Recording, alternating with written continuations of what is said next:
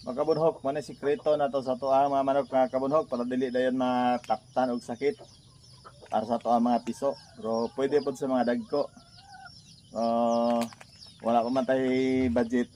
Ato ang siguro na mga piso lang sa kay kana to mga dagko. Sukol naman na. Ato lang siyang i-mix sa 2 ka galon. 2 ka galon og tunga mga kabunhok. Pero nagtipid jud ka, pwede sa 3 ka galon, isa ka sasi. Mo na ito ipainom sa to mga piso. Apil na ang inahan.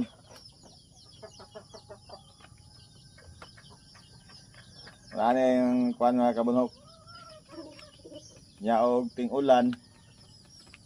Ato ang dipinsahan daan pod og kuhan. Tambal.